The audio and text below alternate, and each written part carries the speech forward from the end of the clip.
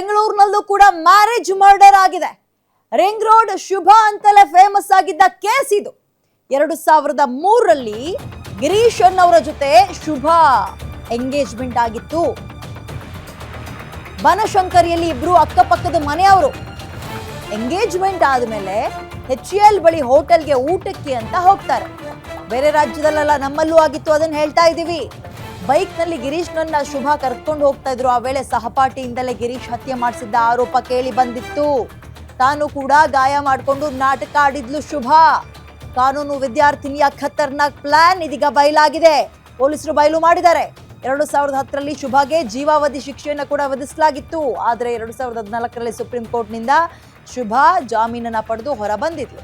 ಅವತ್ತಿನಿಂದ ಇಲ್ಲಿವರೆಗೂ ಶುಭ ಜೈಲು ಪಾಲಾಗೇ ಇಲ್ಲ, ಹೊರಗೆ ಇದ್ದಾಳೆ, ಹೊರಗೆ ಓಡಾಡ್ಕೊಂಡಿದ್ದಾರೆ. ಓಕೆ, ಬೇರೆ ಊರ್ನಲ್ಲ, ನಮ್ಮಲ್ಲೂ ಕೂಡ ಇಂಥದ್ದೇ ಘಟನೆ ಆಗಿತ್ತು.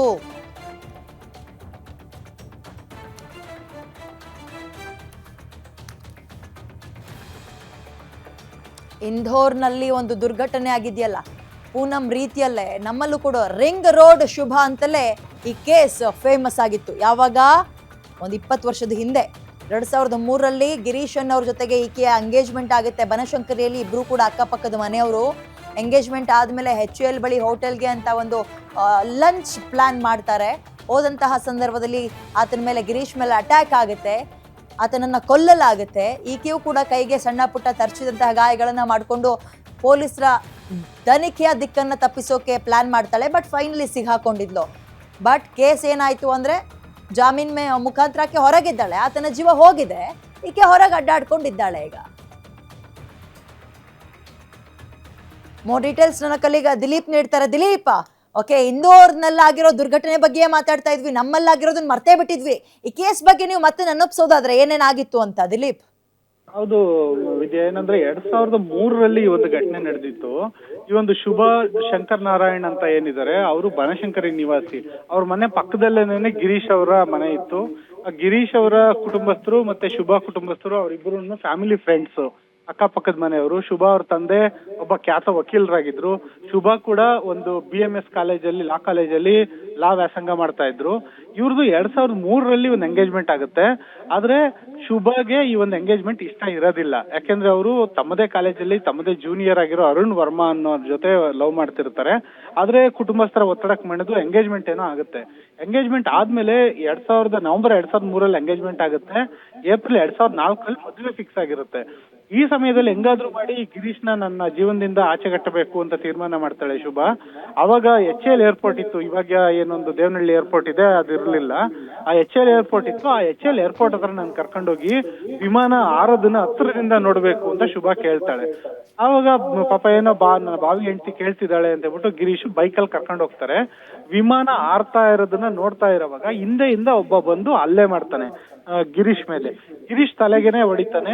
ಗಿರೀಶ್ ಅಲ್ಲೇ ಸ್ಥಳದಲ್ಲೇ ಕುಸ್ತು ಬೀಳ್ತಾನೆ. ಶುಭಗೂ ಸಣ್ಣ ಪುಟ್ಟ ಗಾಯ ಆಗುತ್ತೆ. ಶುಭ ಕೂಡ್ಲೆ ಗಿರೀಶ್ನ ಕರ್ಕೊಂಬಂದ್ಬಿಟ್ಟು ಆ ಮಣಿಪಾಲ್ ಹಾಸ್ಪಿಟ್ಲಿಗೆ ಸೇರಿಸ್ತಾರೆ.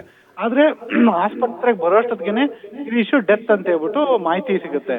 ಆ ನಂತರ ಈ ಪ್ರಕರಣದ ತನಿಖೆ ನಡೆಸಕ್ ಪೊಲೀಸರು ಮುಂದಾಗ್ತಾರೆ. ಯಾವನೊಬ್ಬ ವ್ಯಕ್ತಿ ಏಕಾಏಕಿ ಹೆಂಗ್ ಬಂದು ಹೊಡೆದೋಗಕ್ ಸಾಧ್ಯ ಒಬ್ಬ ವ್ಯಕ್ತಿಗೆ? ಅದರಲ್ಲೂ ಹುಡುಗಿ ನಿಂತಿರುವಾಗ ಬರೀ ಹುಡುಗಂಗೆ ಮಾತ್ರ ಯಾಕೆ ಹೊಡೆದೋದ ಅಂತ ಹೇಳ್ಬಿಟ್ಟು ಶುಭ ಕಾಲ್ದ ಕಾರ್ಡ್ಸ್ ಎಲ್ಲ ಚೆಕ್ ಮಾಡಿ ನೋಡಿದಾಗ ಆತನ ಶುಭನ ಗೆಳೆಯ ಏನಿದ್ದಾನೆ ಅರುಣ್ ವರ್ಮಾ, 19 ವರ್ಷದ ಅರುಣ್ ವರ್ಮಾ, ಆತ ತನ್ನ ಸ್ನೇಹಿತರಾದ ವೆಂಕಟೇಶ್ ಮತ್ತೆ ದಿನಕರ್ ಅನ್ನೋರ್ ಜೊತೆ ಸೇರ್ಕೊಂಡು ಈ ಒಂದು ಕೃತ್ಯ ಎಸಗಿರ್ತಾನೆ ಅನ್ನೋದು ಬಯಲಾಗುತ್ತೆ. ನೋಡಿ, ಈ ಪ್ರಕರಣ 2003ರಲ್ಲಿ ನಡೆದಿರೋದು. 2007ರಲ್ಲಿ ಶುಭಗೆ ಕರ್ನಾಟಕ ಹೈಕೋರ್ಟ್ ಜೀವಾವಧಿ ಶಿಕ್ಷೆ ವಿಧಿಸುತ್ತೆ.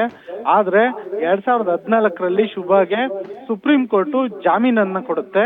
ಟೆಕ್ನಿಕಲಿ ಶುಭ ಈಗ 2010ರಲ್ಲಿ ಶುಭ ದೋಷಿತ ಸಾಬೀತಾಗಿ ಶಿಕ್ಷೆಗೆ ಗುರಿಯಾಗಿದ್ರು ಕೂಡ 2014ರಲ್ಲಿ ಶಿಕ್ಷೆಯನ್ನು ಅಮಾನತ್ನಲ್ಲಿಟ್ಟು ಸುಪ್ರೀಂ ಕೋರ್ಟ್ ಬೇಲ್ ಕೊಡುತ್ತೆ.